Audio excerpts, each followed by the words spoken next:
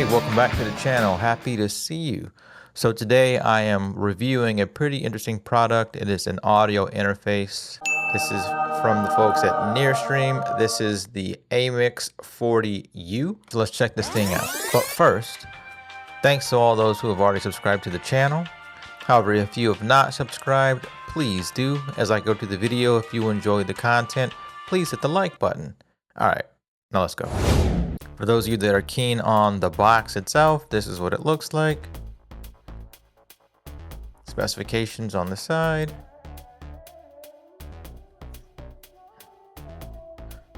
The other side.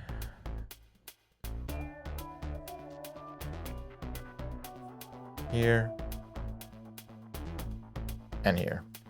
Bottom if you want to see that too. All right.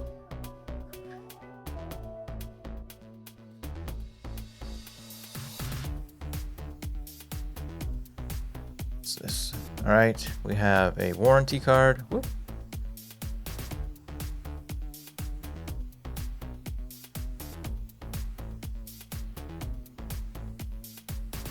Quick start guide. User manual.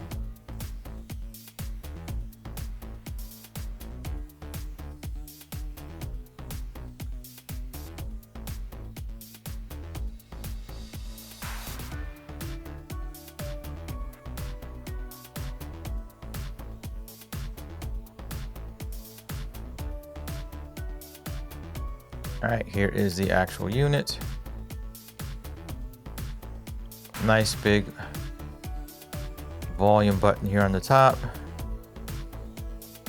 That does have some click action to it. On the front face of the side here, you have your instrument or input, excuse me, 1, input 2 with dedicated 48 phantom power for both. You have an instrument button here. Since these are combo jacks, you have an additional input here. This is going to be for your auxiliary 3.5 inch auxiliary port here, as well as 1/4 inch headphone monitor out. On the back, standard lock, reset button.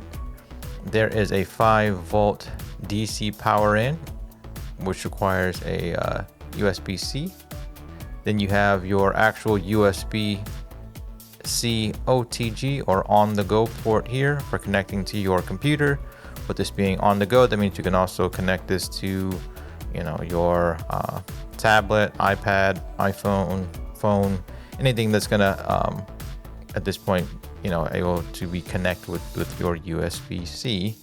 You have your stereo 3.5 out here, as well as left and right 1/4 inch outs. All right, let's see. Also in the box, they have included your USB-C cable. Actually,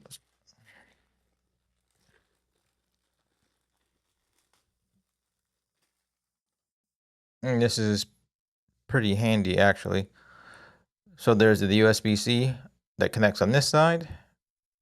There's USB-A for here, but this is actually an adapter at the end,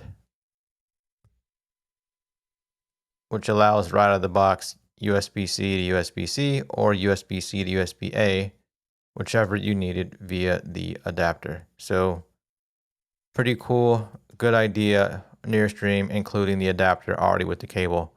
Good job.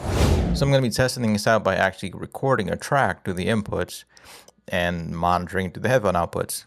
An important thing to note, looking in through the good old manual here, that the sample rate on this is set at 48 kilohertz.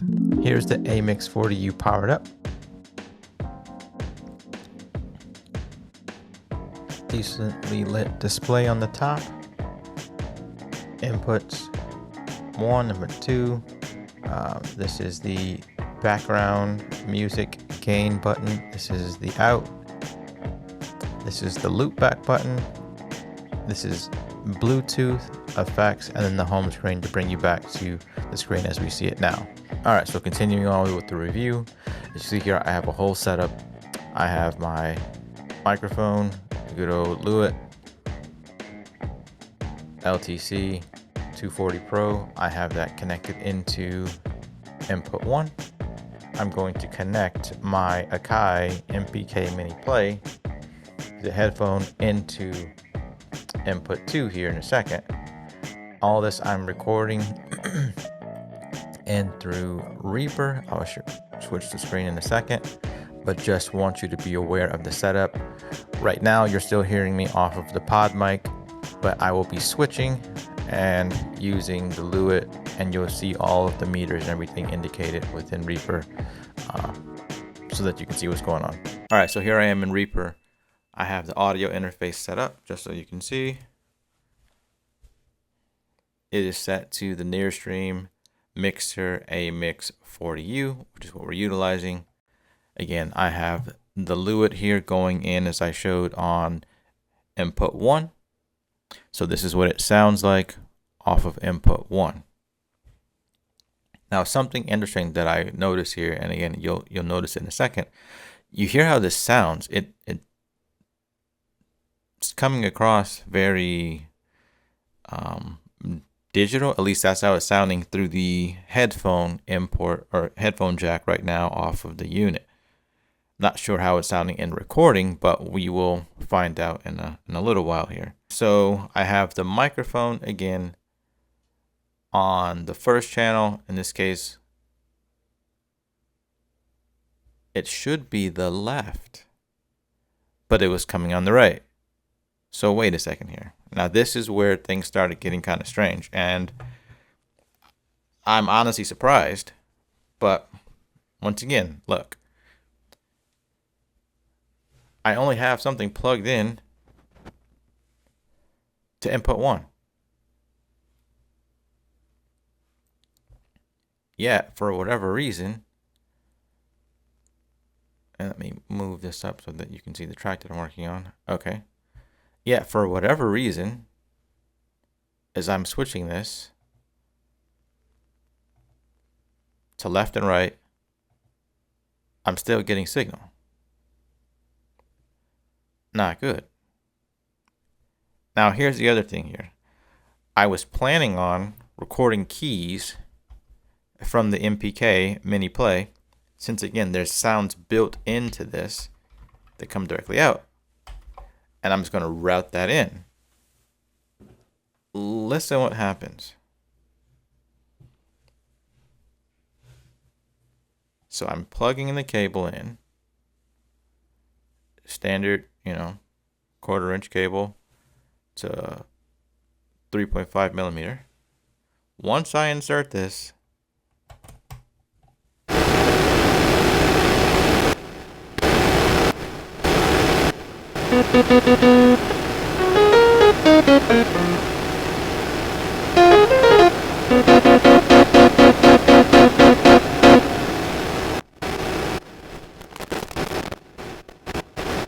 so that's one thing that ended that portion of trying to record sound directly from the MPK Mini Play. All right, so that's one thing. So to give a better, further display the challenge that I'm seeing here, I'm going to go back and get my guitar that I am plugging in, just to try to make sure we're not getting additional noise or whatever else.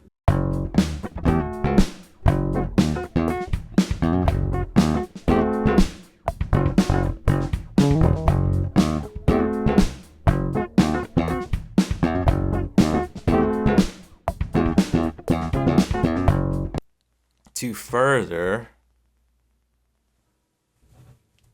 illustrate this, let me move this up. I'll get rid of this. Now watch.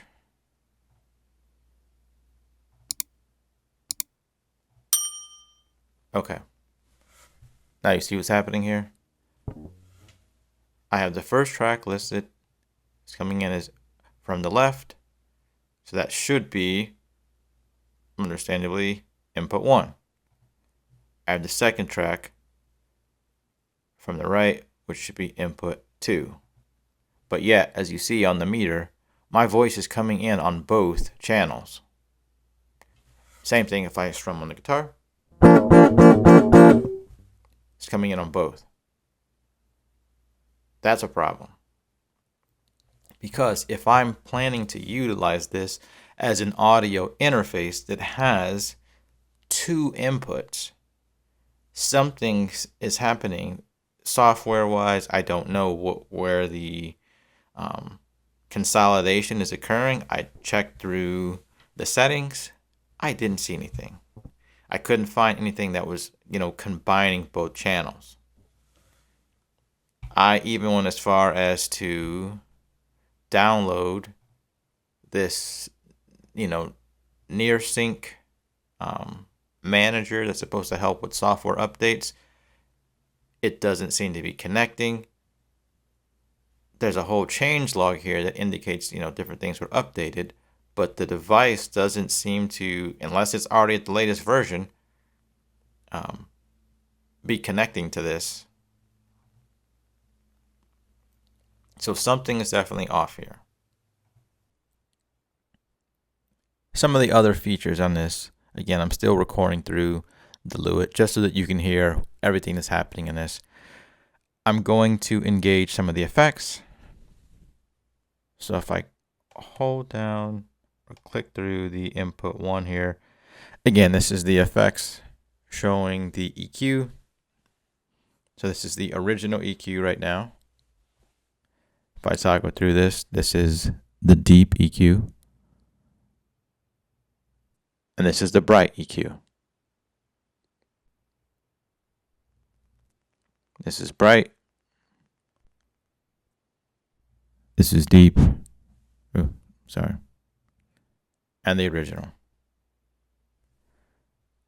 All right, moving on. This is the denoise. From a noise standpoint, wasn't really picking up a whole bunch of noise in the first place, but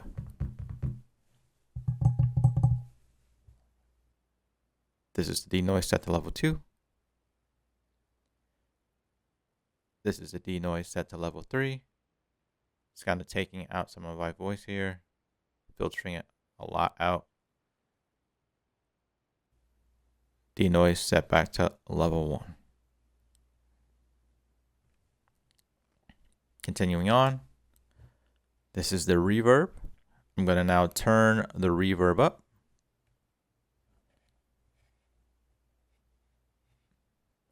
This is me talking with reverb being applied directly through the AMIX40U. Continuing to turn the reverb up, you can hear it coming in. As I proceed to turn it down, the reverb goes away.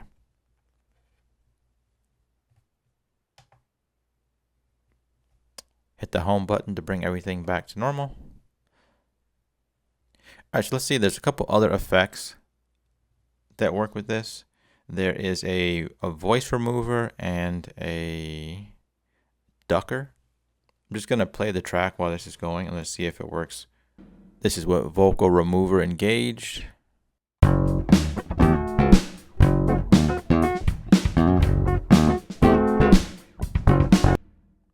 All right, I'm going to turn vocal remover off.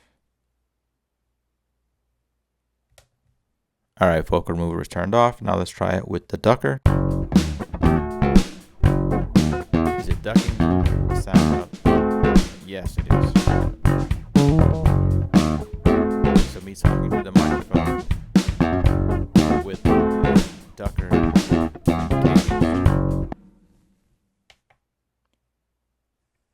Go back to home.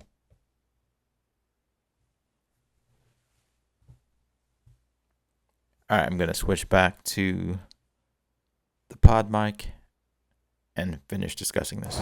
So honestly, I went into this with a lot of optimism. Just looking at the form factor in this, I thought that it was pretty cool.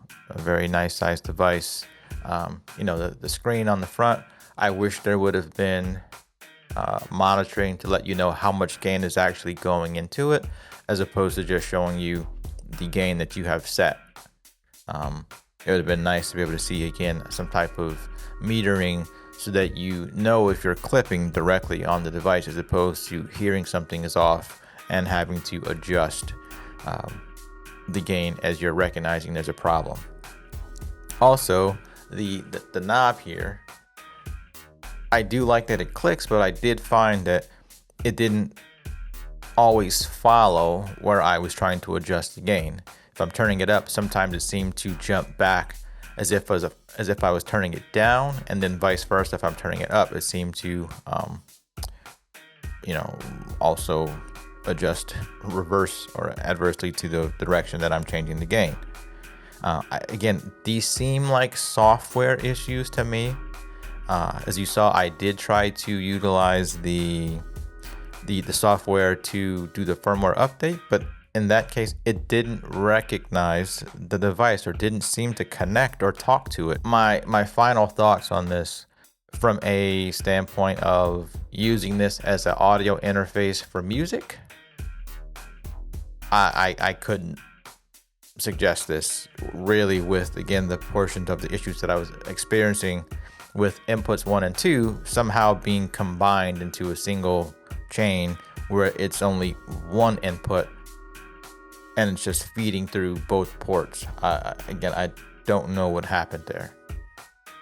And also, from just the point of, the gain staging, if you can't accurately gain stage, that means if you're trying to record something, you're going to be fiddling with this a lot just to record a vocal or record a synth coming in through a keyboard. You're going to spend a lot of time troubleshooting as opposed to simply making music. So that's my review of the NearStream AMIX40U. If you found today's video at all helpful or the content enjoying, I would appreciate if you went ahead and hit that like button. Again, if you're not already subscribed, please do. And I will check you guys in the next video. Until next time, peace.